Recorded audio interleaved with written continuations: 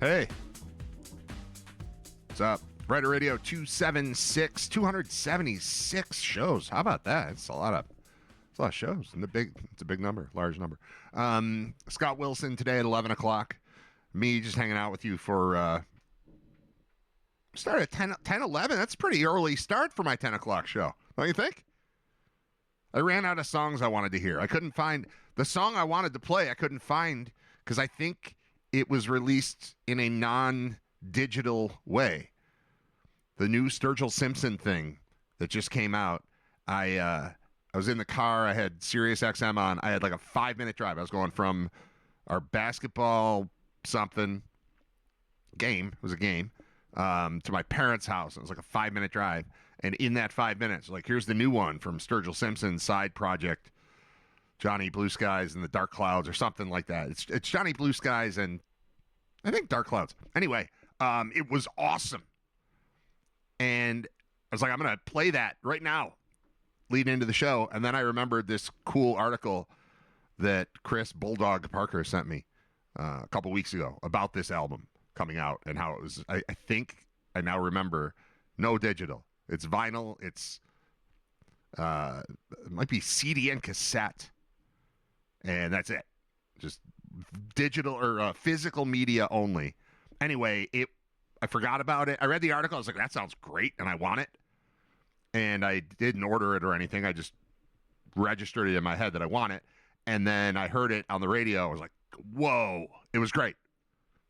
5-minute drive. It was like I got in the car. Something else ended real quick. And I think I was pulling out of the parking lot. And they're like, and here's the new one from Johnny Blue Skies. I'm like, wow. Oh, yeah, I remember this. And I listened to it, and it was awesome. And I took a picture of the screen because I sent it to Bulldog. Hold on, let me see what it was called. And I would say, like, seek it out, but I don't think you can unless you just go buy it. And if you don't know Sturgill Simpson and you're not familiar with his catalog, you're probably not going to just buy it. So I don't know that this will work at all. But let me see if I can find the name of it because it was great.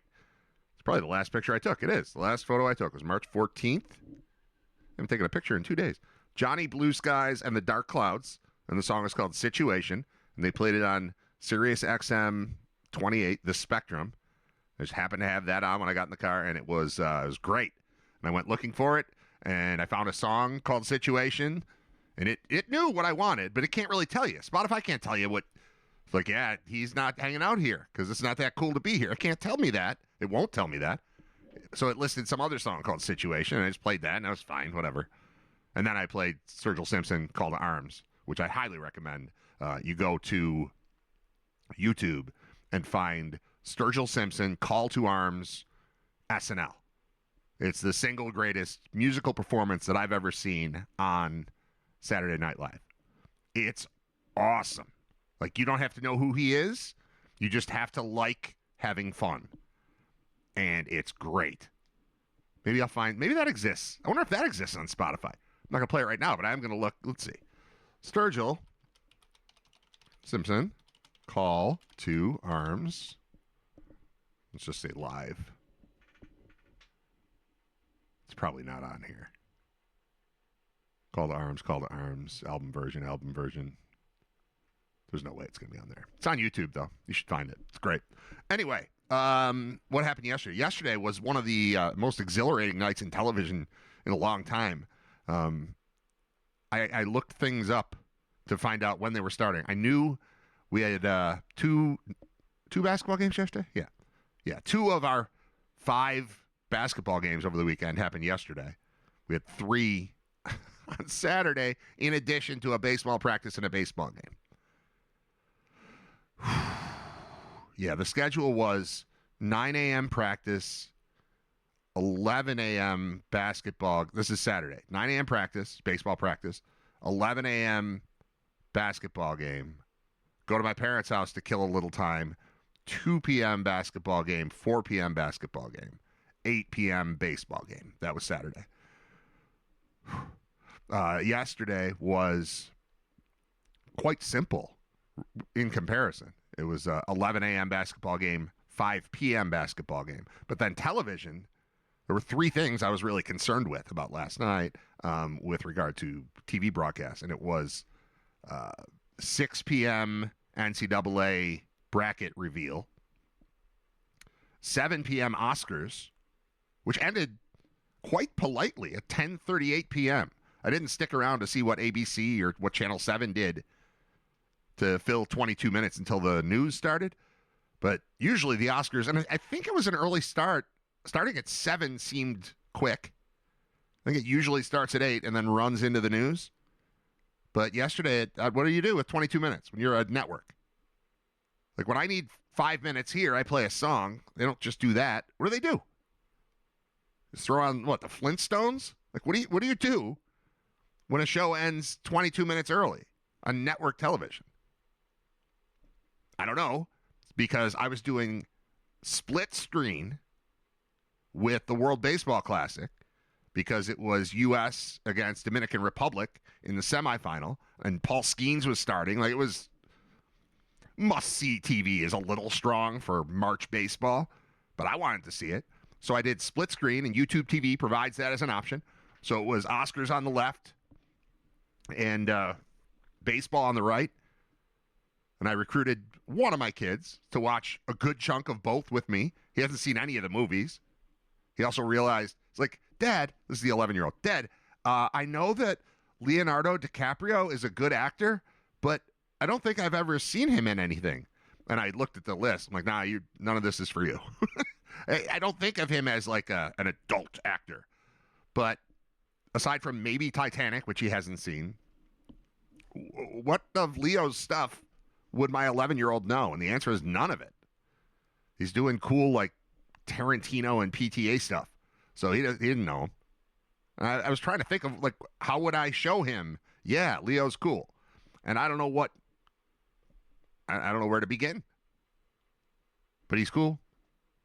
And he didn't win directly, but he won with, the cast and the best picture, all that stuff for One Battle After Another, which we've talked about extensively on here. And if you haven't seen that movie, that's dumb. You should see that movie. Sinners won a lot of stuff. Sinners is cool. Sinners has grown on me. It keeps popping up on TV, and I keep not being able to go past it. Like, I watched it probably 3 or 4 times in its entirety. But now that it's just in regular rotation, regular rotation on HBO, it's one of those ones where, like, I'll jump in. Dare I say rewatchable? Like, it's from the podcast that they're right. I mean, the whole concept of the Rewatchables podcast is not about taking a movie and popping it in. It's about you're flipping around and there it is, and like, what am I supposed to do? I ran across Hoosiers the other night. I was specifically turning on the TV to watch something else. What would it have been? Probably World Baseball Classic. I think, yeah. If I think of something else, then, it's that. But there was some sort of live event. Yeah, it was World Baseball Classic. I wanted to watch baseball, and I turned on TV, and I was just flipping through, and Hoosiers was on. I was like, I haven't seen Hoosiers in a while. And I stopped, and it was, I'm trying to think where, because it actually happened twice over the weekend, where I turned on TV to watch something else, and Hoosiers was on TNT. But I watched a chunk of Hoosiers 2 separate times over the weekend. It sounds like I did nothing but watch TV, but I think I did outline already what my travel schedule was over the weekend. So you recognize I was doing other things, but once I settled in, it was a lot of movies and Hoosiers and sports. Nothing shocking to you, I don't think. But Hoosiers, I jumped in the first time. It was him, right before he asks to be thrown out of the game. Right before Normandale asked to be thrown out of the game. And then it goes into the town hall meeting thing, and Jimmy Chitwood saying, I'm coming back. But if I'm here, coach is here. If I'm not, and then they revote, and then he stays, and they stay, and then they get into the game with the fight, and then the game with the bigger fight. And I swear, that's right, I was texting with Scott Wilson about this while it was going on, because I was like, dude, Hoosiers, when's the last time you saw it? It's on TNT right now. I think they skipped, it's the edited for TV version. I think they skipped, what's the most memorable moment in Hoosiers to you? Because to me, it's no-brainer. I also texted with maybe Tim Graham about this. He's like, yeah, that's got 4 or 5 memorable, like massive scenes. But to me, there's one that stands out, and that's him measuring. They get to Indianapolis, they're going to the big game or tournament, and he measures to show them that the hoop is 10 feet off the ground, just like their court back in Hickory. I think they skipped that scene in the edited version of the movie on TNT. Like, I don't remember the movie well enough to know the sequence of everything, but they were in Hickory, then they were on buses, then they were playing games, and then they were in the championship game, and I saw all of that, and I did not see the part where he measured the hoop, and I think that's awful. An awful decision. The movie is still great. But that's the best part. That's at least, so it's from 86, so I was 11 or 12 years old when I saw it the first time. And 30 years later, 40 years later, damn it, I always lose 10. 40 years later, that's what I remember about the movie, is Gene Hackman measuring, Norman Dale measuring. You know what I forgot about the movie is that he, you know where he went to school? Buffalo Teachers College. You know what that is? The old name for Buff State. Now, I remembered that. I didn't see that part because I didn't see the whole movie. I just saw the middle of it twice. But there's also a reference to him coaching the Ithaca Warriors or something. I didn't look it up to see if that's the name of the college program or if that's a high school or if they just made that one up. But the fact that they were right about Buffalo Teachers College makes me think that the Ithaca part was accurate as well. But anyway, some Western and Central New York references, Southern tier references included in that movie. This was not the point of the show to talk about Hoosiers. I have my glasses on today. I wear my contacts for days on end, and then I reach a point where like, ow. And then I take them out, and then I give my eyes a rest. I hate that like my light reflects in the glasses, so I might take them off. They're old. The glasses are old. I have not updated the prescription at all. I definitely am like in bifocal range. So I struggle to like read something here and then read something up there. It's bad. And they're reflecting. So at some point I might take them off. I might, as has happened, I think multiple times on the show, come back from a break with contacts in. But I just took them out this morning. I sleep in them and everything. It's terrible. It's a bad idea. But that's what I do. And today I was just like, ow, I don't want this anymore.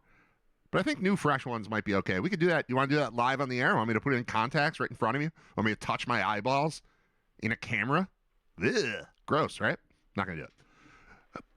All right, so we had NCAA selection at 6, Oscars at 7, and then USA versus DR World Baseball Classic semifinal.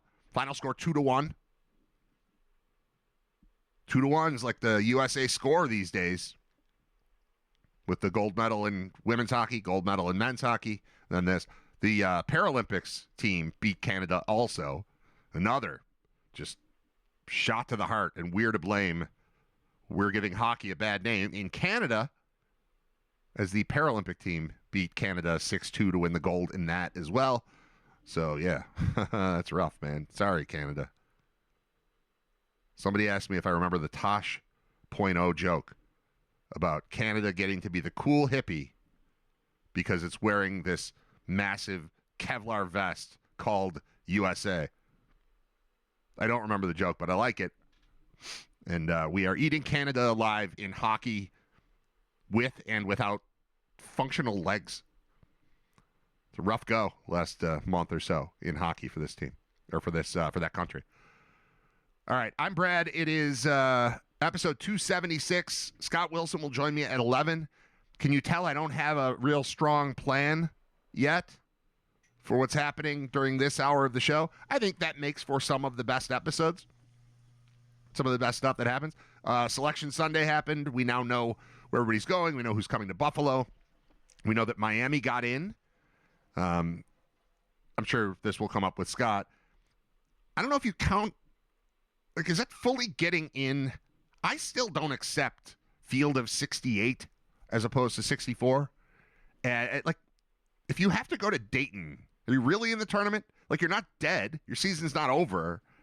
But did you really get in?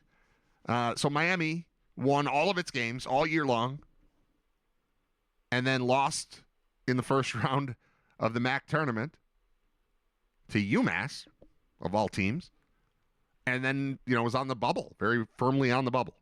Can you be firmly on the bubble, or is that, you know what I mean? It's almost the opposite, right? If you're on the bubble, there's nothing firm about that. You might be in, you might be out. So they get in-ish. So is the MAC now a 2-bid league this year? Or it's like a 1.5? I count it like 1.5. So Miami's got to play SMU in Dayton in like the play-in round. Thankfully, they've stopped calling that the first round. That was confusing for a while. Thursday is the first round. There are 64 teams, and here we go. And I feel like in years past, they've called that round 2 or something, or they just call it the round of 64 or something. That's the first round.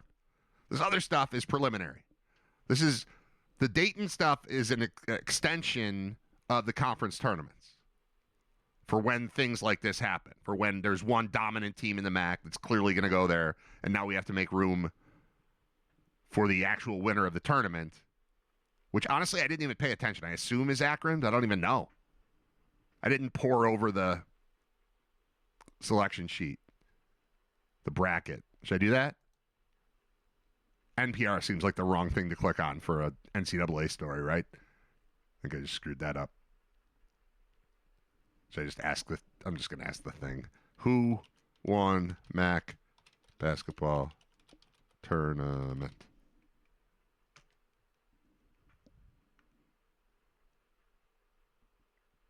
Akron.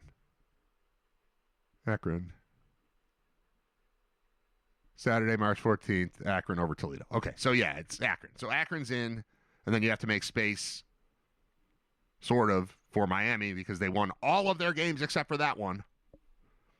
The loss to UMass. It's a pretty bad loss, but come on.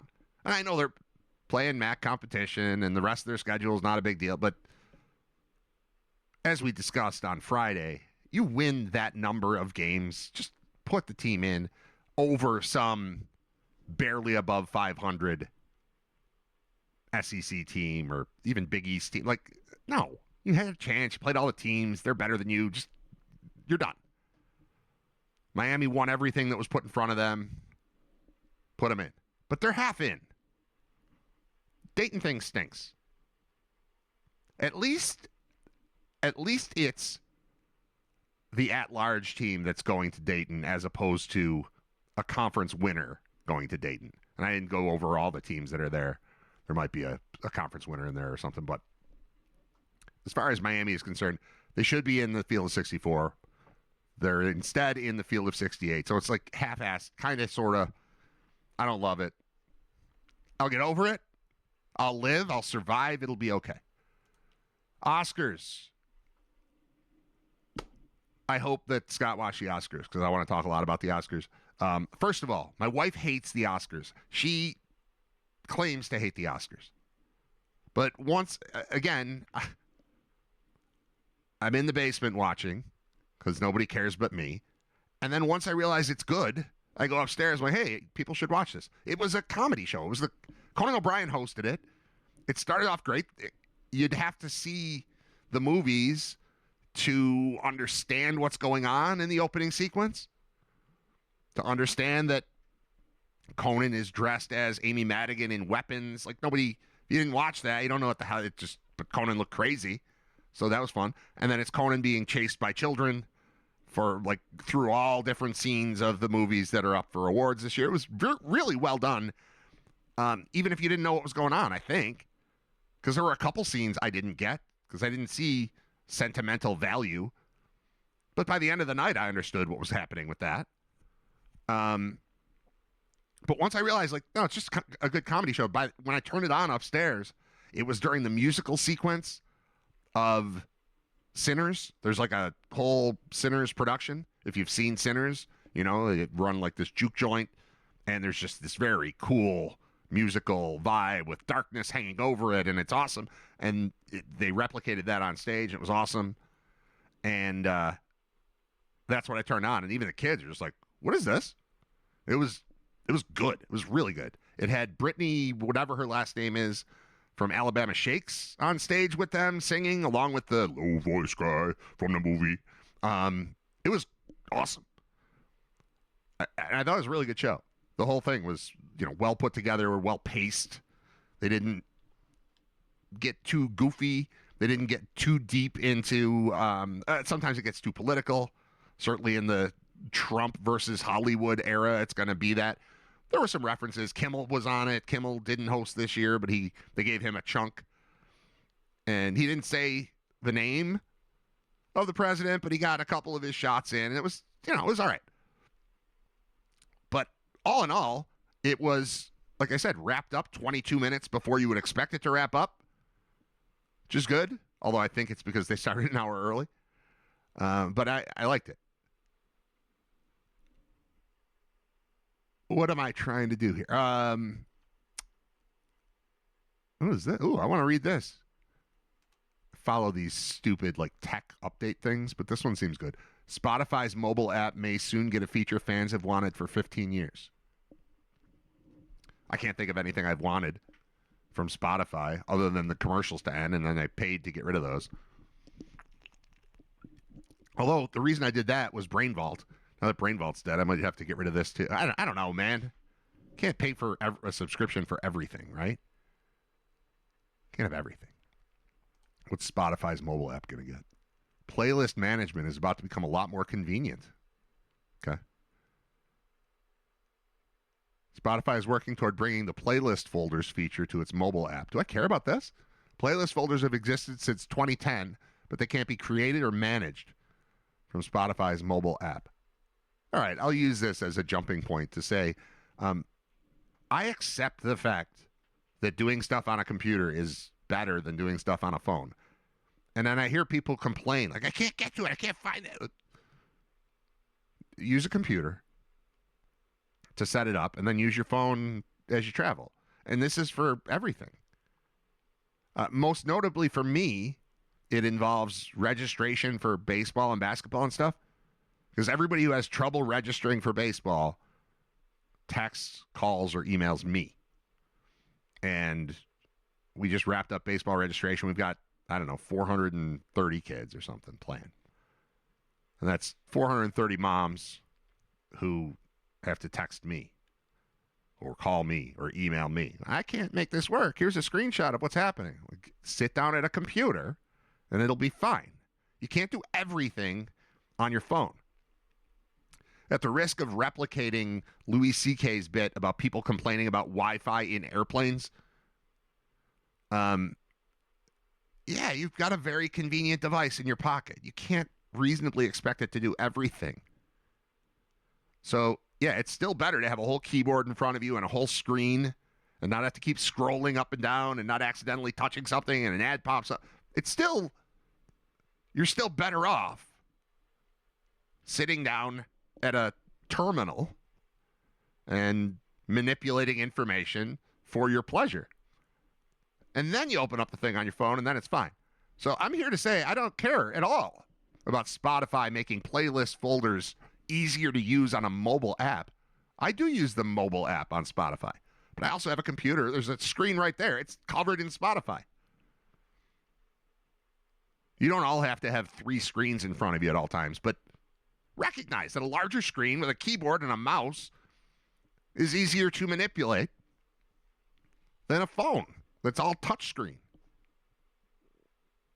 We're getting a little greedy, don't you think? Fans have wanted this for 15 years. Shut up. Oscars. Big winner. One battle after another. Second big winner, Sinners. I'm good with both of those. As predicted, Michael B. Jordan won for Best Actor. That happens when you do the dual role thing. And the Vegas odds, he was a heavy favorite to win, and he did. I found myself watching the Oscars and watching him and thinking about that movie that I like a lot. I get it winning for... It didn't win for costumes, but for costumes, for ambiance, the vibe. Best vibe. Sinners. coolest, take you to a different place and make you forget the actual world you live in. Sinners. Winner. Fine. I get that. Is Michael B. Jordan awesome, or is he exactly the same in Creed and Sinners? Because I kind of feel that way. And like, you played two people. Yeah, except they were twins. Their names were very similar. And at no point during the movie did I know which one I was looking at. I'm not saying that's his fault. He's the same person. He's playing two roles. But I think he's getting credit for playing two roles. And the reality is, the impressive part about him playing two roles is that the cinematography, the editing, the whatever you want to call it, can put two of him on the screen at the same time. That's awesome. Look at that. There's two Michael B. Jordans. There's only one in real life. There are two of him on the screen. But he didn't do that. He didn't come up with the idea of, I'll be two guys and here's how we'll make it look in the movie. Like, that's cool. That's amazing. But, and then they even joked about it at the Oscars. They did a thing, Conan did a thing where he said they were using Michael B. Jordan as every seat filler. And then they used the same technology, whatever it is, let's call it AI or editing or whatever, to put a whole bunch of this dude in the seats. And they all react to it at the same time, slightly differently. Like that, the technology is cool. It's impressive. But that's not him. Like, if that was him, he should have won an award, excuse me, just for the Oscars. For there being a dozen of him on screen at once. But he didn't do that. So take that away and now recognize he just acted like himself. And I'm not saying he's typically a violent, potentially murderous person, but there being two of him is not really him, right? I don't know. I just thought about what other people did with their faces and their mouths and their bodies. And he just kind of, he's pretty close to the vest the whole time in two separate roles. There wasn't a ton of him like freaking out or doing, those Oscar-worthy. What scene from Sinners would you put to be like, look at this guy. Look at what this guy did. Everything they show is like, he's this guy and he's this guy. Whoa! But they look exactly the same because they're both him. And he didn't do that. All right. I'm going to read these comments, see if there's anything in here. Doesn't look like much in the chat today. What's going on? You guys not chatty? Showtime. What up, Brad? Nothing. Hello. Good morning, all. Yeah, okay. A wave. Good morning. Great. Nothing happening. Conan, always a great host. Named my cat Oscar. He watched the show with me, as always. You watch the Oscars with your cat named Oscar, you should win an Oscar. It's kind of the same thing. It's kind of what Michael B. Jordan did. No knock on him. He was good. It was very much expected that he would win. But, I don't know, the more I thought about it, the more it's like he's winning for doing two things, except he didn't really do two things. He did one thing twice. And then they manipulate it. So he's on the screen twice, but that's not him doing that. Hot take. Sorry. Oscar winner asks women to stand. I don't get here without you guys. Yeah, that was cool. Who was that? That was the woman who won for what? I remember this moment. It was uncomfortable. All the women stand up. I was waiting to see if the men would stand up too. Like, I support women. I'm up. And then it'd be a problem. Right? I don't know.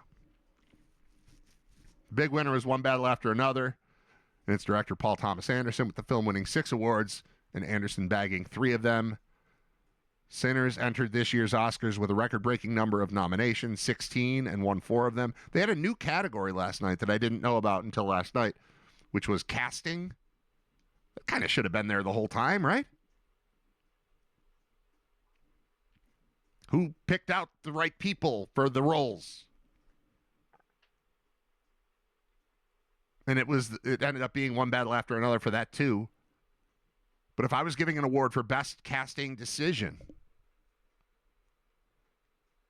I think Kevin O'Leary being in Marty Supreme, essentially playing Mr. Wonderful, Kevin O'Leary of the show Shark Tank, Mr. Wonderful, bald guy, kind of the heel of that show, playing the same exact role in Marty Supreme was a brilliant choice. The first second you see him on screen, you're like, what the hell is he doing here? And then by 30 seconds in, you're like, oh, he's doing that.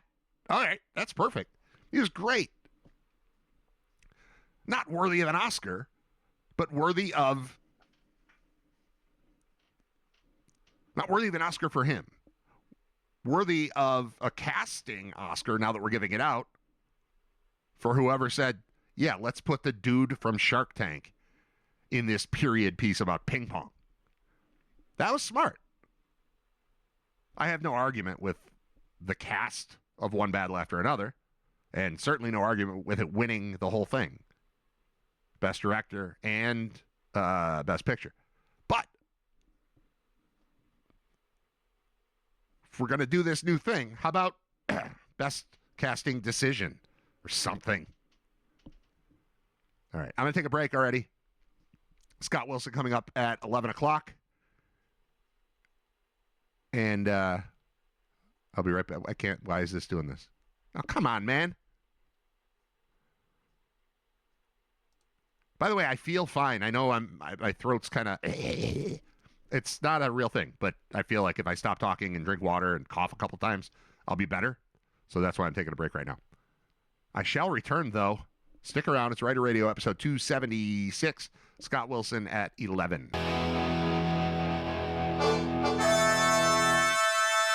Let's check in with Riter Radio's senior football correspondent, Scott Wilson.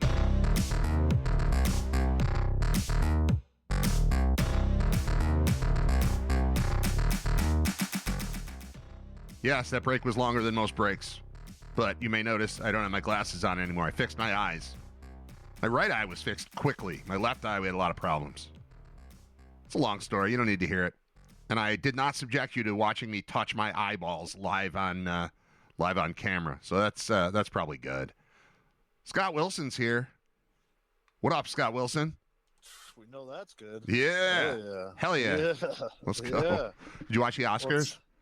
I did last night. Yeah. It's I would love to know who these doctors are that are approving and convincing these women to get the work done that they have. It is incredible. Okay, I'm going to try to think crazy. Of who. There was someone late. Nicole Kidman? Yeah. She looks like, you know how you can go, like if you were to go to like the pier, like a pier, like if you went to Santa Monica Pier, there's somebody out there with an easel that will draw the caricatures. Yeah. Oh, at Darien Lake. Yeah. Yeah. And like, that's what her face looks like now, only for real. Yeah. There's a lot of semi-recognizing. Meg Ryan, but... Well, Meg Ryan's the worst one because I can't imagine what she's probably 63 years old at this point. I can't imagine that she would look bad as a regular 63-year-old woman. There was no, like, she was just absolutely perfectly sculpted, like nothing crazy about her, just beautiful, classically beautiful. And then she would look great. And then she did that. I didn't see her last night, but yeah, what happens? Because I was thinking you were going to go like the AI route. It looks like take this person but you're right. It's the caricature. It's the, oh, look at how high those cheekbones are. Let's exaggerate it. Look at how pointed that chin. Let's exaggerate it. Yeah, that's totally right. And it's to the point where, you know, Nicole Kidman's on stage and you have to go, okay, I know I recognize that person. I got to process it. And then eventually it clicks like, oh, that's what Nicole Kidman would look like if somebody messed with her face. And that's frustrating. Right. It looks like, it feels like I'm looking at some of these ladies with like an Instagram filter on, like a funny filter. Right. And then you keep waiting for it to leave and you're like, oh no, they chose this. That's what they're doing now. This is what they have have selected for their own face. And what's interesting is obviously there's the pressure to stay young, and there's all that we hear about that all the time with acting and actresses, and it's like, okay, I get that to a certain extent, but what can I put her in now? She's only able to play a role where she's obviously a rich woman. You know what I mean? Yes. Like, I can't put her as the grandmother of A regular person. in like a regular person In Ohio. She can't be in any period pieces. She can't live in Ohio. Right. Like, she can't be anything other than a cartoon, a rich woman character. She has to be a cartoon character, essentially. Like right. So she's chosen to typecast herself when she was already ridiculously beautiful. It's, I don't know if it's their own. I'm just saying, if this is somebody that's convincing them to do that, whoever that person is needs to be selling their technique of how they're convincing the most beautiful themselves into looking not good. Well, what could, like, let's say there's a flip book of the work that they've done. Like, you go in and there's a doctor. It's like, look what I did for Meg Ryan. You run out the door. Wouldn't you run out the door?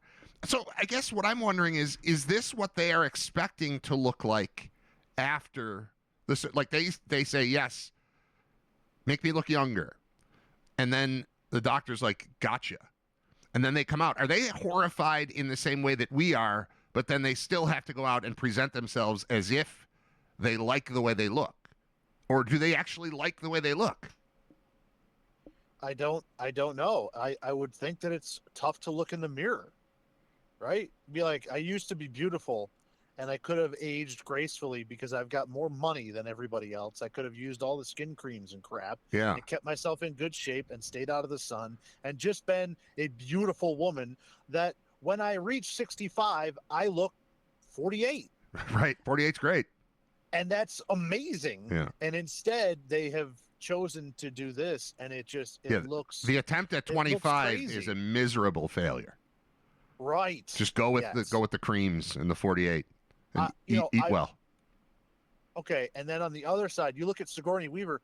I was shocked. She's almost 80 years old. And I thought she was 65. Yeah. And guess what? That's a great ratio. That's what you aim for.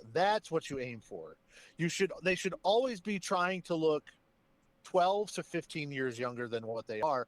And most of them can do it naturally already because of their genetics. And instead, they're just ruining their face. Genetics and money. Genetics and cash. They have the ability. They have the technology. You could go to the right person. Like, you walk into an office and there's one that handles Meg Ryan, and then there's one that handles Sigourney Weaver. And you should turn toward the Sigourney Weaver one and just be still look like a person. Because, yes, I will say, I saw Sigourney Weaver, and I've never thought of her as, like, hot. And last night, I was like, you know what? She did look good in Ghostbusters. She did look good in Alien. I don't think of her like that because she's always just kind of been the normal, good-looking. You know what I mean? Like, she never shot for, it seems anyway, never shot for, I'm trying to be the most glamorous. She just looked good. And then I saw her yesterday and thought, man, she looks good. And it did not occur to me that she's nearing 80 years old. 78. That's crazy. She looks great. And then there's Meg Ryan on the other end of the spectrum. Were you specifically referring to Nicole Kidman when you brought this up? Okay, yeah, because she freaked me out. Yeah, she looks alien. It's crazy. And this isn't just a women thing, but I think we've seen less guys do it since Kenny Rogers.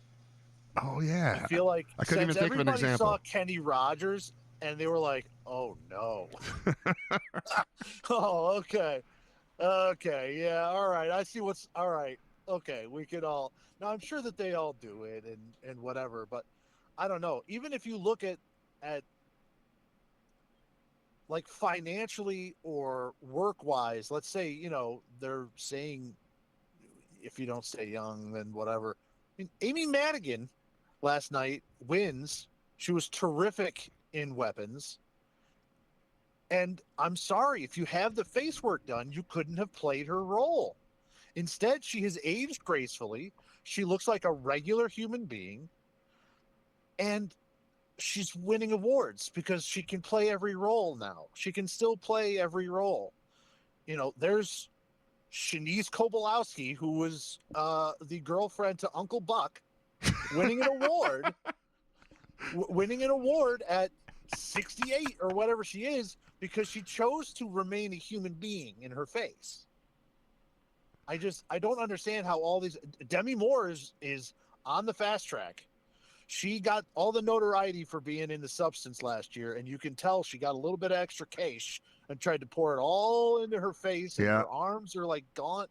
She looked like a skeleton. There was a lot going on there. She's on that same path now. I'm trying to remember when I looked at her, they announced who she was when she came out, and I knew it was her, and I still kept thinking it was somebody else. And I can't remember if I saw the picture of her right now, it would pop back into my head. But I remember her. My favorite Demi Moore is One Crazy Summer. G.I. Jane? No. One Crazy Summer, where she was just regular, pre the initial surgery that got her to, striptease? Before, I liked her before that. I liked her in the one where I'll give you Indecent Proposal. That one. You go into a movie saying, I need a female lead that it looks like Robert Redford would be willing to pay $1 million to sleep with. And I think it's a good choice to land on that Demi Moore. Yeah. She's incredible. She's incredible.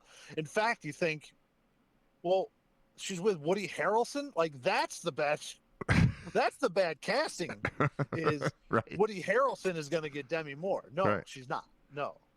What's the one where she was the Michael Douglas's boss? Ooh, yeah. That's not The Game. That's but yeah, no, that was like that was in the early 90s when sexual harassment in the workplace was like a first thing. Yeah. And someone was like, what if it's a girl? Right. And at the time it felt like watching someone land on the moon. Because it's like the rules were all new. Yeah. I'm so uncomfortable. Except you're not. But you are. But you're not. Right. And it was like the movie was like harassment, but it's a different word. I'm gonna look it up. I'll get that one. It's okay. It's called grab ass. No, it's not called I don't know. grab ass. Demi Moore, Michael Douglas. It is called Disclosure. There you go. Yeah. She's on the fast track there. And talking about Meg Ryan, I think Meg Ryan's big thing was she got involved with it when it was still almost an experimental thing. Oh yeah, the tech wasn't there yet. I think if she went back and tried to do what she was going to do now, she would probably look a lot better. But at the time, she just decided to go full bore on experimental crap that really wasn't all that fleshed out, and it messed her up. And I feel like she was a prettier, more relatable Renee Zellweger, right? She like in that very kind of girl next door, cutish type of thing going on, and Zellweger did the same thing to her face, eventually. Yeah. It all sucks. I don't like it. I feel bad for him, because again, they gotta like. At a certain point, like we don't see Meg Ryan anymore. She knows. Yeah.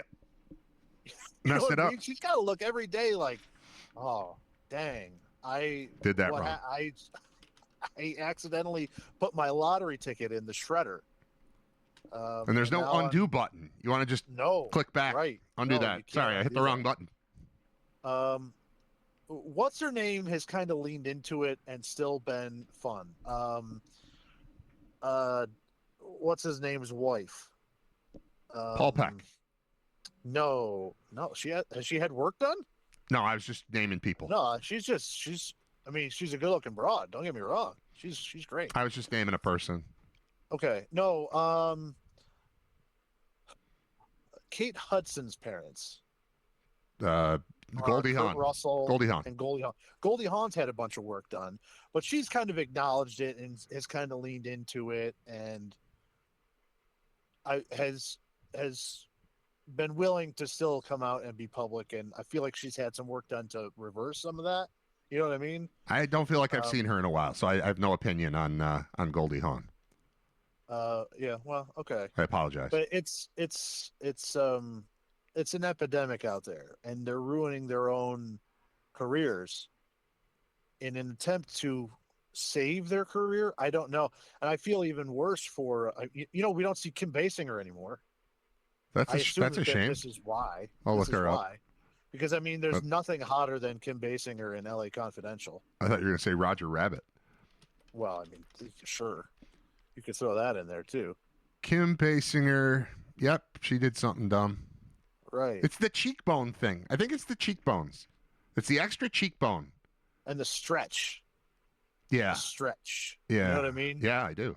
The extreme stretch. Well, they create the cheekbone thing. This is very amateur discussion of plastic surgery, but they create the cheekbone thing, and then they stretch it over the cheekbone thing. It's like when you put the pillow in the pool to close the pool. Yes. And then you stretch the thing. It's kind of that vibe, but twice on your face that we all used to really enjoy looking at. Right.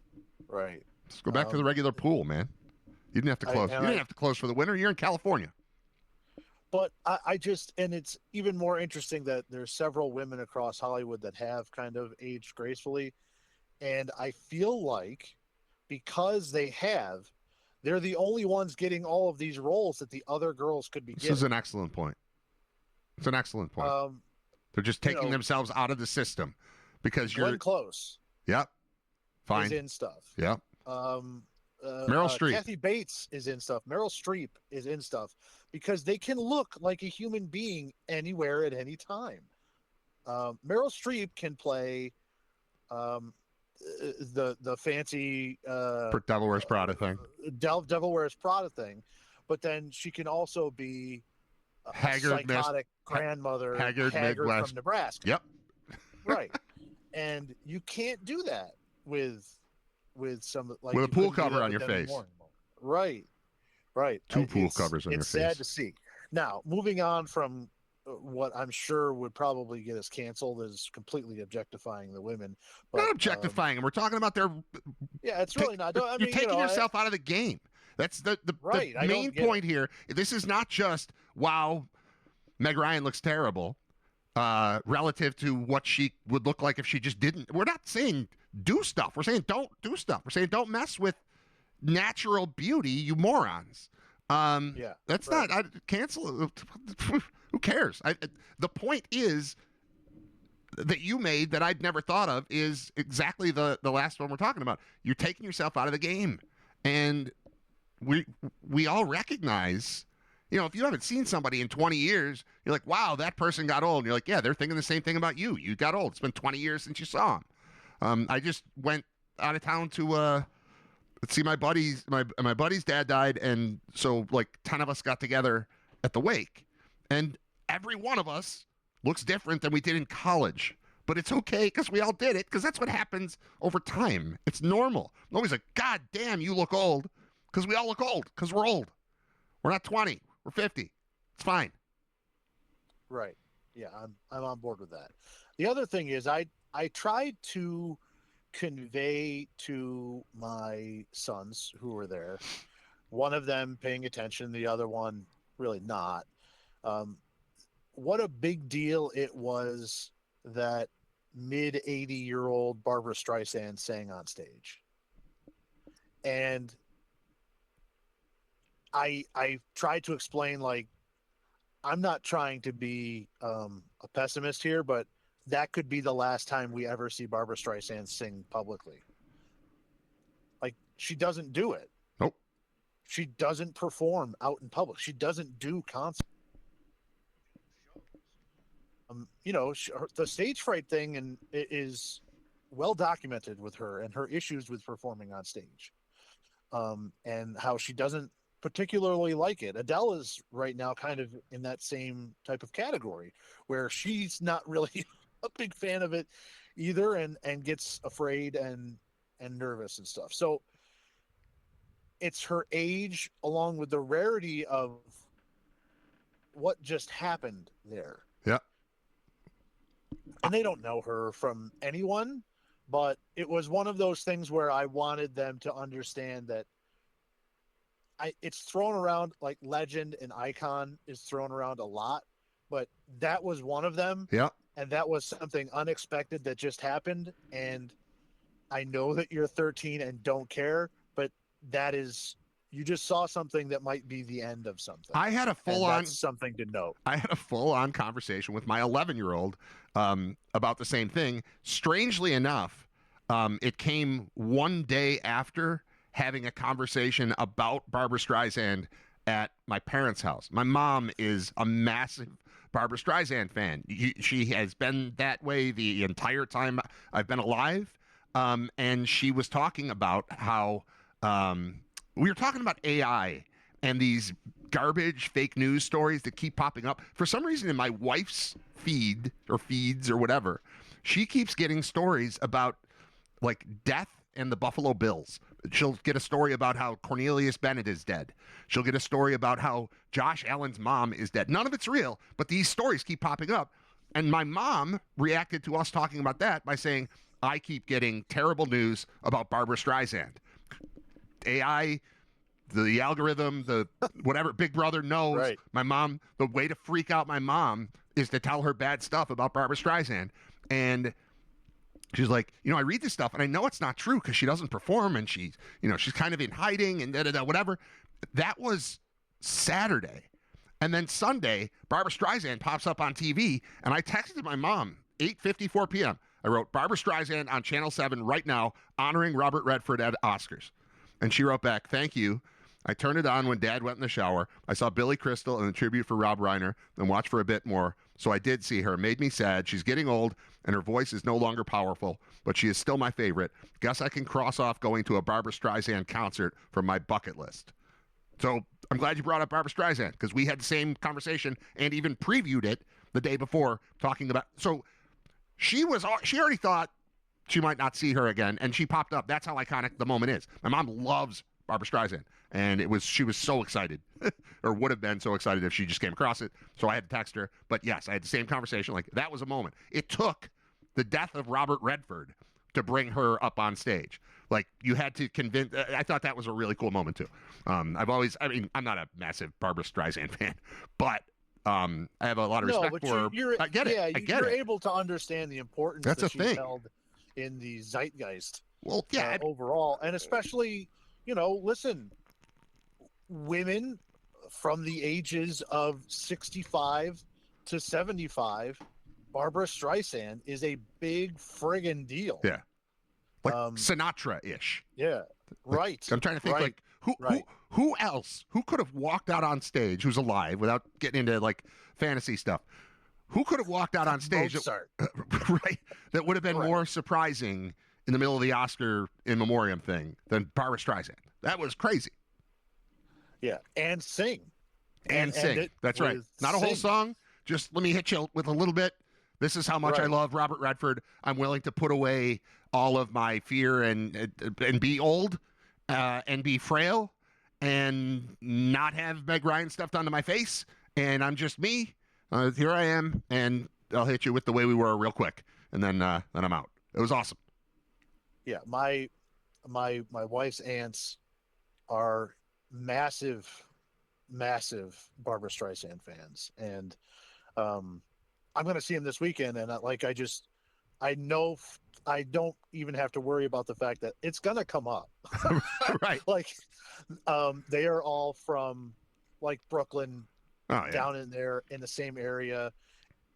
If you just listen to the voice of Barbra Streisand, she sounds exactly like, all of your aunts. Most of the females in my family. So,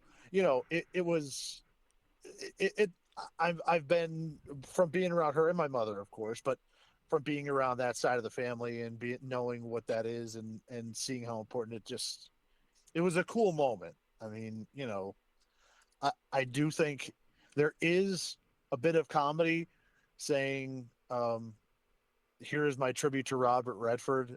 Look at me sing. That I think is funny. That I think inherently with anybody in Hollywood you can't get away from, like that. They wouldn't be in Hollywood if they didn't have that Showmanship. in them. Yeah.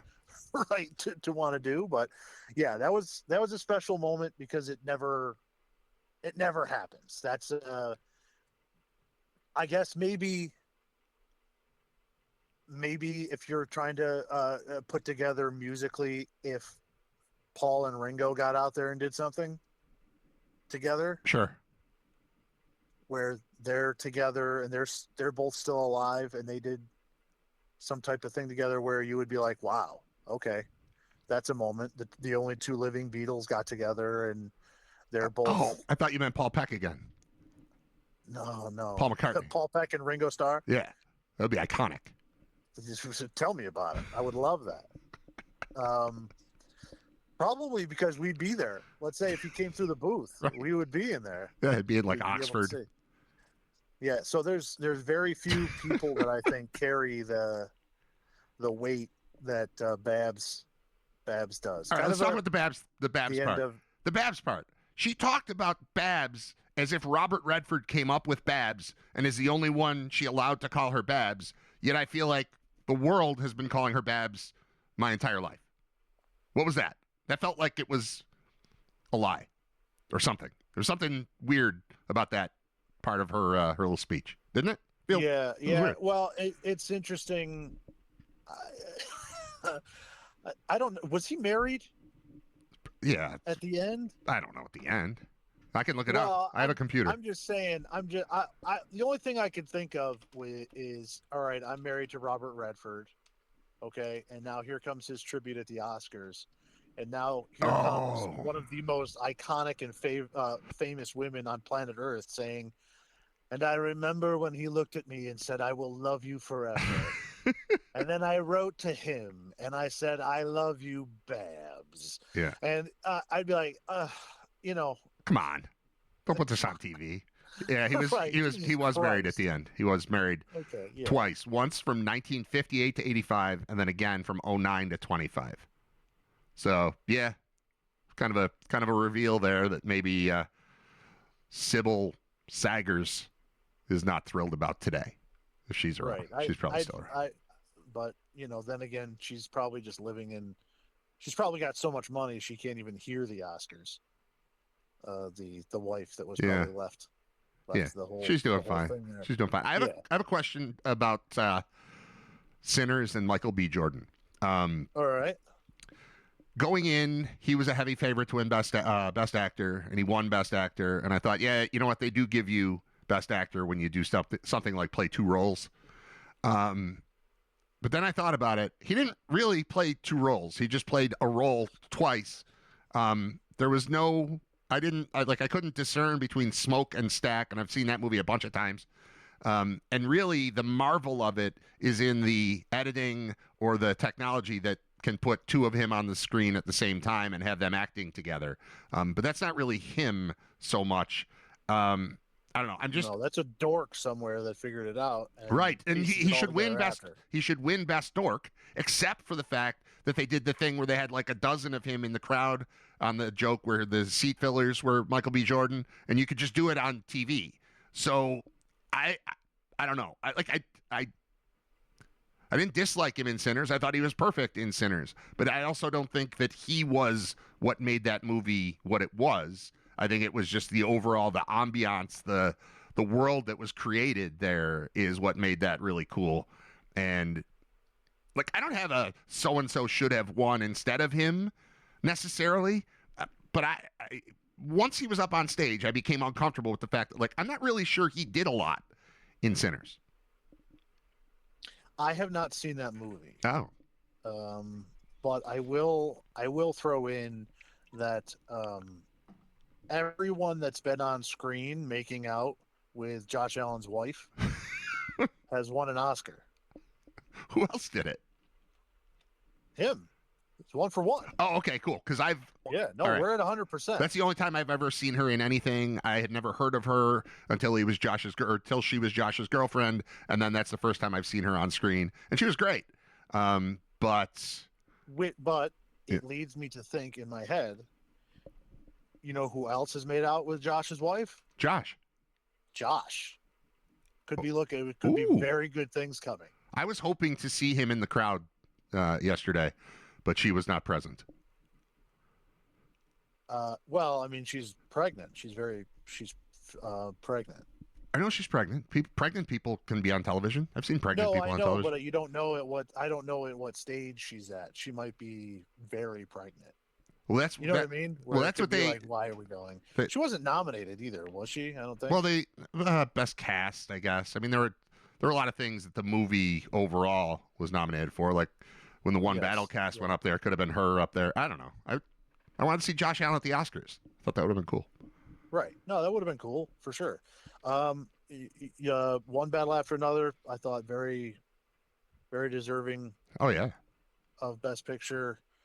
I watched this weekend F1. Have you seen that? I have not. It's 2 hours and 45 minutes. That could be a tight 2 hours. And there's just, I think it's cool how they shot it, and the footage and stuff like that is fun and it's cool. The story is just kind of a very average story, and it feels like they made a average story to wrap around wanting to film F1. Yeah.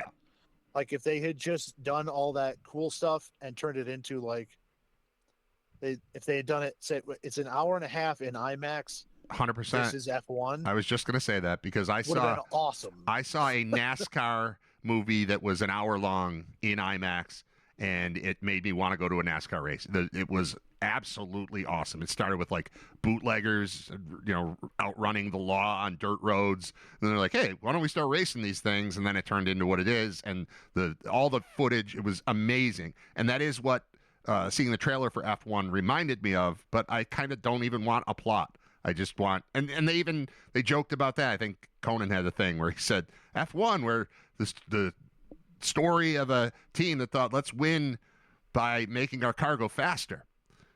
And that's like, okay, I don't need to see that. Yeah. Now it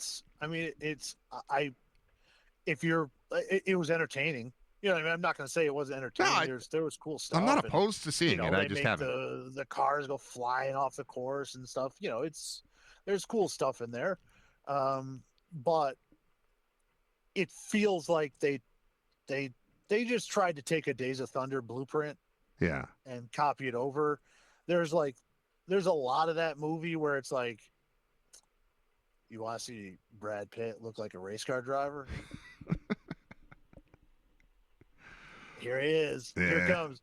Here's a knock on the door. 5 minutes to race time. Yeah. Oh, check out Brad Pitt doing pull-ups in his van. Oh, here he goes. He's doing. Check out Brad Pitt doing some other cool shit because he's Brad Pitt. Yeah. He looks like that. There's a lot of that going on in the movie. It's just there's a lot of fluff that they definitely could have. Yeah. I'll still watch it. Not need to be almost 3 hours. But that doesn't seem like Best Picture. That seems like popcorn movie, and that's not really what we're looking for. I don't think on Oscar night. I changed my mind. I did have a favorite for Best Actor that I would have put over Michael B. Jordan, and that's Timothée Chalamet for Marty Supreme. I loved Marty Supreme, and that's my first experience with Chalamet. I've heard great things about him, and I get it after seeing him in one movie. I thought he was supreme, if you will, in large part because there is nothing about his character that you would like at all. Everything he does is dirty, annoying. Yeah, just like there's no redeeming quality to him at all, and you're still rooting for him the whole time, and that's a good trick to pull. So that would have been my choice. Well, DiCaprio is fine. He's kind of, I don't know that I think DiCaprio's a great actor. I just enjoy watching him on screen all the time. I don't know that, like, I mean, I guess if you go way back to like Gilbert Grape and whatever. Well, I have a take on that. But as far as Chalamet. He did. I haven't seen Marty Supreme yet, but he did a very similar thing with the Bob Dylan thing, where man, Bob Dylan for a lot of that movie to me was very unlikable. Just kind of an a-hole, Okay. really. And you still made it through the movie being like, well, all right, he's still, like a Rolling Stone, still did it.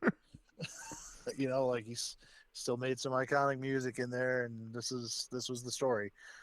So he had some experience with that type of Right. character work, I guess. I think when it comes to DiCaprio, I feel bad for him. Well, this is just there's no other circumstance in which I feel bad for him. Let's just get that out. No, he's kind of killing it. He is living the life. Mm-hmm.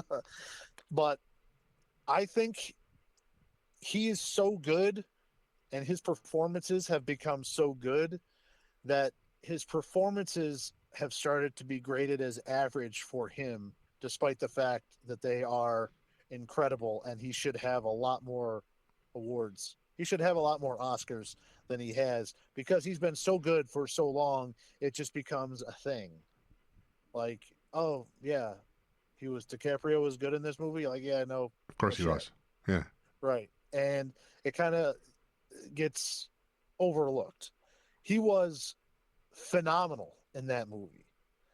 I'm not a hardcore fan of it like you are. I enjoyed it. It was good. But the one thing I came away from it was DiCaprio was great in that. And I think he's kind of hurt himself by just slamming in every year great performance after great performance after great performance. And in the process has kind of taken himself out of some of these awards because It's expected. That's right. It's expected. That's what he does. He's made, if you look at his career, he's made great choices on movies too. Like I don't remember a movie where you were like, what is this? what is going on here? I didn't watch that bear one. The Revenant. I have not seen that either, but well, that's your alleyway of not wanting to be in there, right? You're like, we've talked about that a bunch. If there's horses in it, you don't like it, right? That's one of those things. You're like Pete Holmes. Pete Holmes has a good bit about how he doesn't like any movies where they refer to anything as the realm. If the phrase realm is used in the movie, he's completely out. All right, is that? And you're like that. Yeah. Is it Pete Holmes that said the same thing about Portal? Like I just I don't want a portal to be in the movie. So I'm not trying to correct you, but I'm thinking of someone said that, and I don't know who it was. But I agreed completely when I heard about if there's a portal, I want nothing to do with it. Although recently I saw a movie with a portal and I liked it. I don't know. Begonia had a portal, and I like Begonia. That's still on my list. I know you told me to watch it. Here's my I need to DiCaprio figure thing. out a way to watch it. DiCaprio, if you just watched in succession, you watched Once Upon a Time in Hollywood, and then watched One Battle After Another, which I think are the two most recent movies I've seen him in. There is no difference between the two characters, and that is I still want to hang out with. I want to hang out in the world where he's on screen. He's always that, but I never think, man, that's an incredible piece of acting. I don't know. I'm not knocking him in any way. Wolf of Wall Street, I think he was exceptional in Wolf of Wall Street. But these last two, like, I like him. I'm hanging out, but I just don't see that as like best actor type of stuff. All right. Fair enough. Fine. What else? Do we want to keep on Oscars? Because I've got, I don't think I have that much more to say on Oscars. But like a bunch of stuff happened obviously the basketball tournament is getting started, and we had the selection thing. And then there's the Sabres continuing to roll, and NFL stuff. So I don't. What else are you paying attention to? Unless you have more Oscars, but I'm ready to move on from Oscars. No, we can move on. How the WBC? Are you in Very much baseball? so. Very much so. Yes. Okay. Yeah, it was tough last night. I did split screen.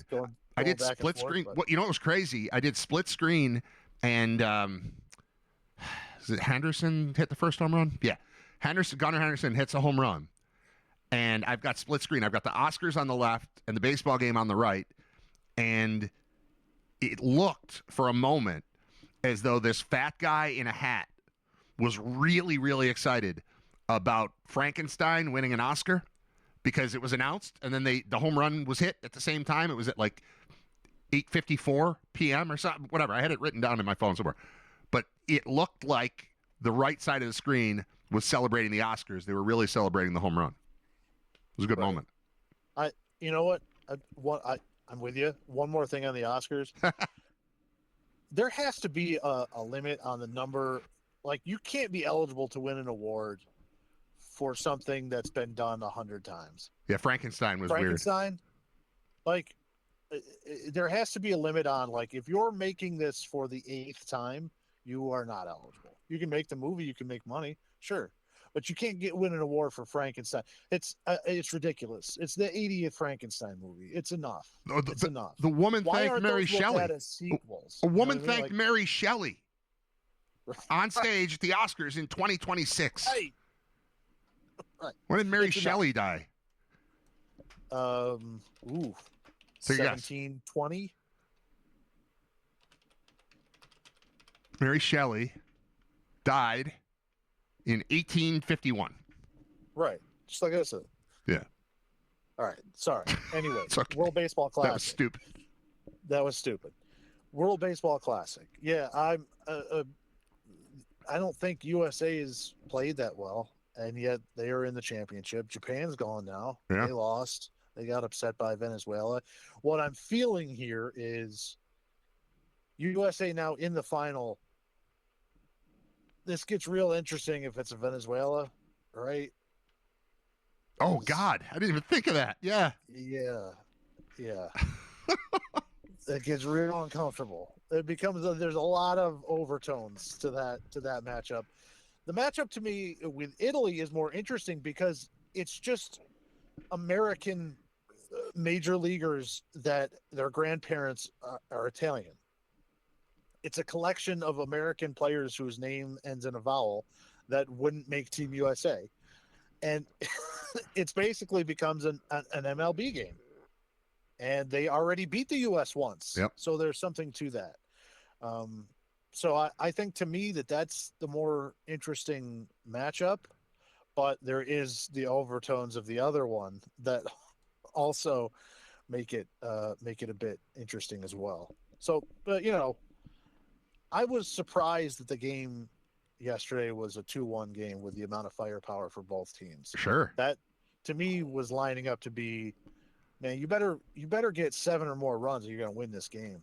And instead turned into a pitcher's duel. Are you excited about it at all, or is it just something that's on for you? I'm excited. Honestly, it's bridging the gap between. I'd rather watch that than spring training games. Okay. To me is bridging the gap. Like every day I wake up and look to see if there's snow on the ground. I just want real baseball. I've been at so many indoor games for my kids. I just want baseball to be here. Baseball and warmth, and they all kind of go together. And this is teaching me, and like it's working for my brain to say winter will eventually go away. We've had these days lately where you wake up. Yesterday, for example, woke up, had to brush off the car to drive to a basketball game at 10 o'clock in the morning. And then by the time we were home at 6 o'clock, the kids were outside playing basketball in shorts because it was warm out. So like it's coming, but it's helping me transition from crap weather to real weather and crap indoor baseball to real baseball. I went to a game the other night, and this is on the heels of, so my Saturday was get one kid to baseball practice at 9, and then we had we'd have somebody drop him off because we couldn't get him. We had a basketball game which I like indoors. That's fine. Basketball game at 11, and then another basketball game at 2, and then another basketball game at 4, and then an indoor baseball game at 8. So you can imagine I'm a little burned out on youth sports by 8 o'clock. It was an indoor game, of course. It lasted 4 innings. How many walks would you say would be a lot of walks for one team to surrender in a 4-inning baseball game? 18. 21. Yeah. 21 walks in 4 innings. The final score was 12-0. Our team walked 2 kids. The other team walked 21 kids. My kid swung at a pitch that bounced just to try to not walk again, and struck out on it. He's still mad at himself for it. He's like, I don't know why I swung at that pitch. I'm like, I know exactly why you swung at that pitch. Because you brought a bat and they wouldn't let you use it. You want to hit. Yeah, you want to hit the ball. So that was terrible. That was one of the worst sporting events I've ever attended. And it was on the heels of already having a baseball practice and 3 basketball games that day. And it was going on while the Sabres were playing the Leafs. This was a moment that I haven't seen in a long time. The game ended. We walked out into like the lobby of the facility and hung out with, I would say, 100 people gathered around a television watching the last 4 minutes plus overtime and shootout of the Sabres.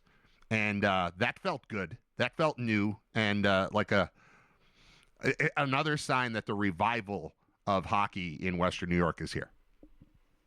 Yeah, that's when you start to see the tide turning, for sure, and you can tell just by the atmosphere in the arena. It's back. It's back. It's back. Tournament time. Yeah. How's your bracket? Haven't done it yet. Haven't done it yet. Haven't fully looked at it. I opened it up to see what happened with Miami, and I don't know, like. Is the MAC a 2-bid league if one of the teams is in the field of 68? Because the Dayton part, I'm still not comfortable with the Dayton thing. It's been going on for a long time, but am I in or am I not in? And it's kind of neither. When you're Miami and you lose one time and you wind up having to go to Dayton to play SMU on a Tuesday.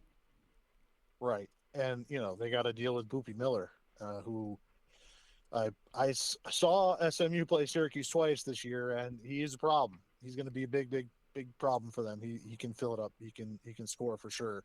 I thought it was interesting that when they were doing the bracket reveal on CBS, Seth Davis goes, "Well, there's Miami, Ohio. They're in Dayton. Clearly, they were the last team in." And then they talk with the chair of the selection committee, the Sun Belt guy, yeah. And he goes, "By the way, just so you know, Miami, Ohio was far from being the last team in." And he named the 4 that got in after them. Right. They were in. They were getting into the tournament. If there's anything to me that saves it, and I was pissed that they have to go to Dayton and they have to play that game while also still kind of understanding it. It's that Miami is basically going to get a home game here. Well, yeah, they could walk to the game. Yeah, they can going up to Dayton and they get basically a home game to play a tournament game against a real opponent. It's SMU is going to be that's a test for sure. So they'll get a chance to prove themselves. No pressure.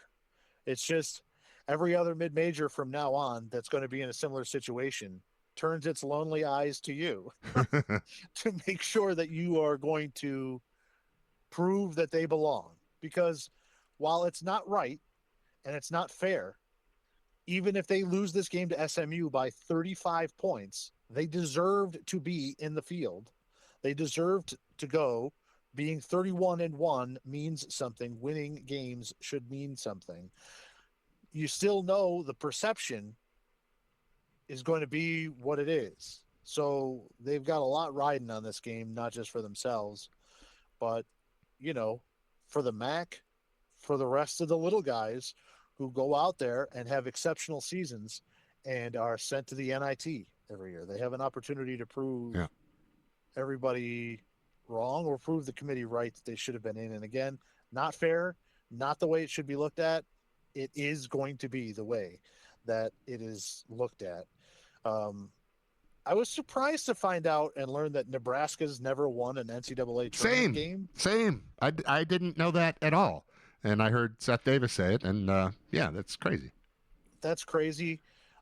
Other tournament news, I believe today is the anniversary of UB Arizona. Ooh. I saw some highlights on my Twitter feed today, and it said happy 8th anniversary. And watching the highlights of just how good that UB team was. Oh, and Jeremy, what's his last name? Shutting down. Jeremy Harris shutting down DeAndre Ayton right before Ayton became the number 1 overall pick in the draft. Right. It made him just go away. Harris, Perkins, Clark, Massenberg, Carruthers, that team was so good and so much fun. They ended up their next game was the Texas Tech, I believe. Yep. Who lost in a close game in the national championship that year. So unfortunately, they ended up getting a bad draw the next round of, honestly, probably one of the 4 or 5 teams in that tournament that could have really contained them. Yep. And, that's what the tournament is. It's more about matchups and the luck of the draw that you get, more than it is about anything else. So, but still an amazing moment where they not only beat a team that was widely thought of as going to be the champion of the tournament, including yours truly, me, picking Arizona to win the tournament. Yeah. Despite the fact that I knew how good UB was. UB blew them out. 89-68. 89-68 Yeah. was the score. March 15th. So yesterday was the anniversary. March 15th, 2018. The Bulls, as a 13 seed, just wiped out Arizona and shut down the number 1 player in the country. Number 1 draft pick. Yeah. On their team. Now, for NBA fans, they will all tell you that game should have been a clear sign 100% to the association that DeAndre Ayton was not worthy of the number 1 pick. And it feels like, and this is maybe putting too much pressure on it, it feels like that game against UB and having Jeremy Harris drag him away from the hoop and do to him what he did was the last time DeAndre Ayton ever felt like he was good. Because he plays like crap now.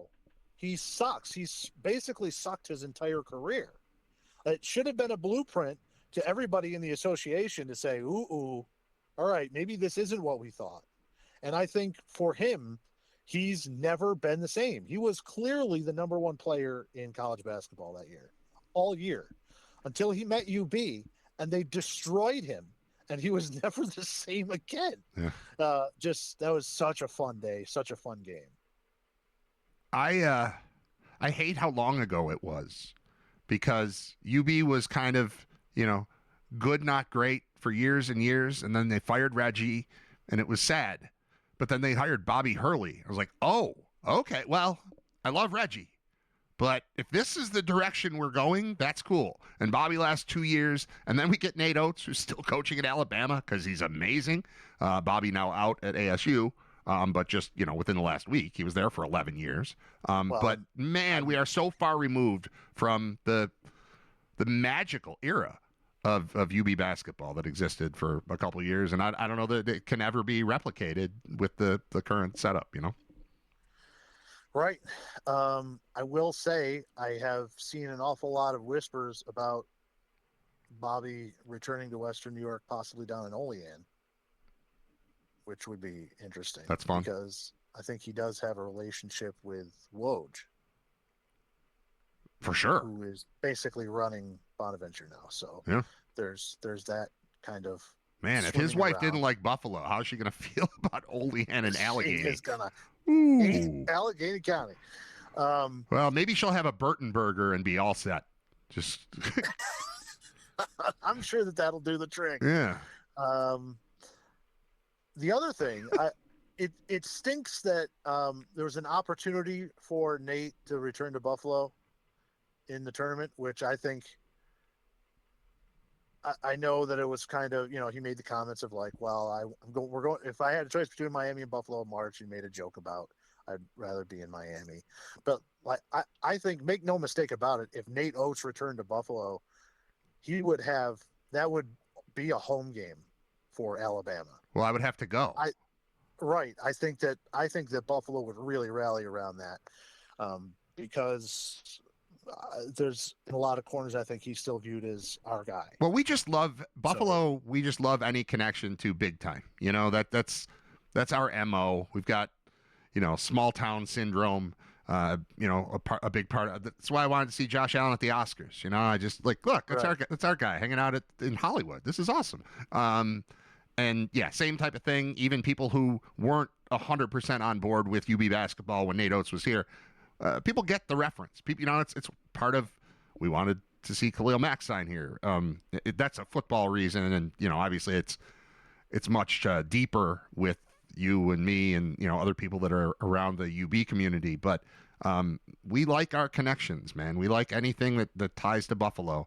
And yeah, I think that's right. Even if you didn't go out and support Nate Oates when he was here, you recognize at this point that like a lot of us are still talking about him like he's still our friend.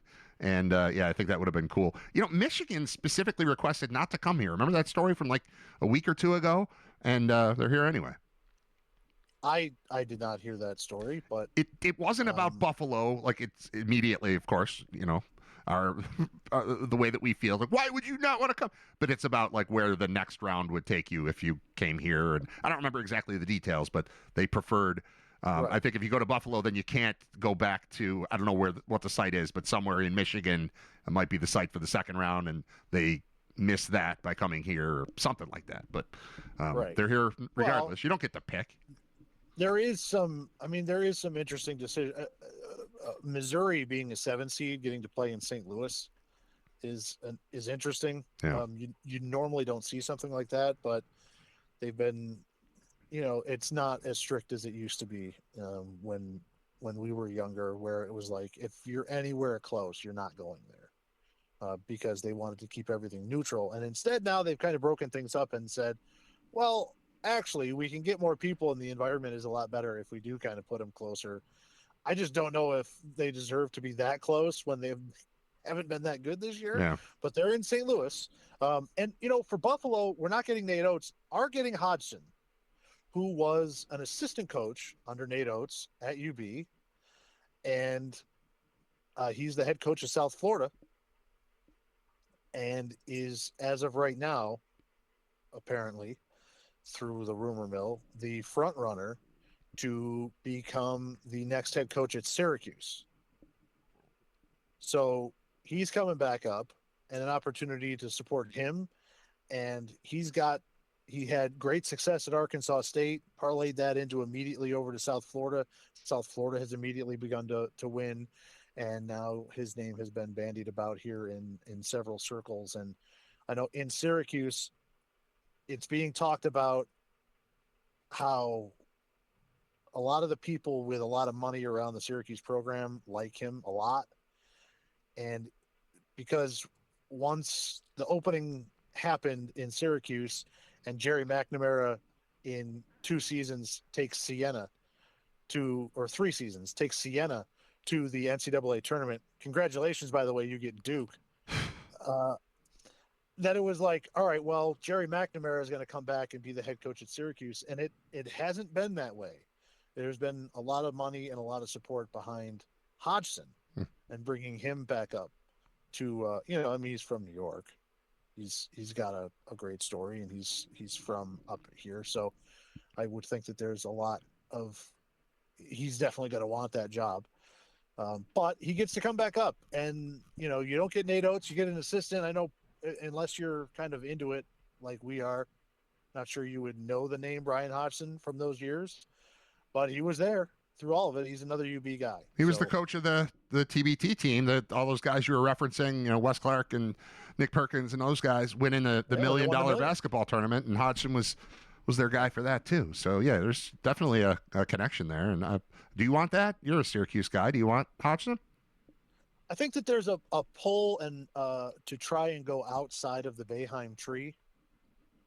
You know, when you see McNamara win like this, I thought McNamara would get the job originally once Boeheim left, and was surprised that he didn't.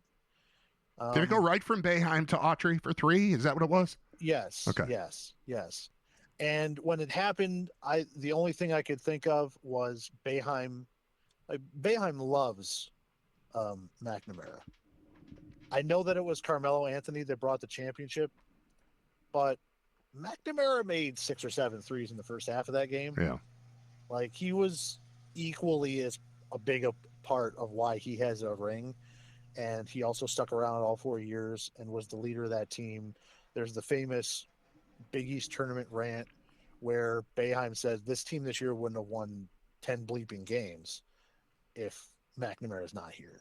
He's, you know, when people were saying McNamara was overrated, and then McNamara goes 5 for 5 in the Big East tournament to win the championship. So McNamara is a legend at Syracuse, and has now shown someplace else that he can win. And it's kind of a little bit surprising that he's not automatically the shoe-in to get this job now. But like I said, I think that there's a willingness more than ever before to go outside of the Boeheim tree and maybe get a fresh look at things for the first time in 60 years. And Hodgson has certainly won enough to make it a viable option. And he's a New York native, you know? So those are the 2 names that have been talked about. Good. I think Hodgson, I think, is in the lead. All right. I'm done if you're done, but I don't have to go anywhere. But we can be done because it's afternoon already. It's 12:03. We've been talking for an hour. All right. Yeah, I'm done with this. Okay. Yeah. Get the hell out of here. I'm ready to move on. All right. It's fine. I'm trying to think if I had anything else. I don't think I did. I have stuff in my phone that I don't feel like looking at, but we'll talk again really soon. We'll talk on Friday. We'll be fine. Yeah, that sounds good. Okay. Thanks, man. All right. See you. Bye. There's Scott Wilson. I'm Brad Riter. It's Riter Radio. Thanks for sticking with us through 276 freaking episodes. 276. That'll do it. Let's wrap it up. Talk to you tomorrow at 10 on Riter Radio. What are you doing for lunch? I don't know. I have a turkey sandwich. We're gonna go around the corner. I think you should come with us. This is a great place.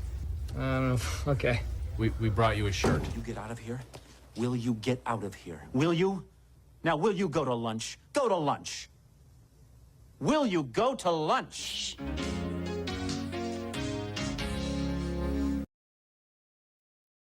You know how in Ferris Bueller the movie ends, but then he comes back? He says, "What are you still doing here?" The comment that Nick in Depew just posted, is worthy of me staying on to read it out loud. Was Mary Shelley still alive when Boeheim was coaching? What are you doing for lunch? I don't know. I have a turkey sandwich. We're gonna go around the corner. I think you should come with us.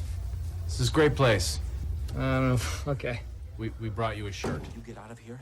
Will you get out of here? Will you? Now, will you go to lunch? Go to lunch. Will you go to lunch?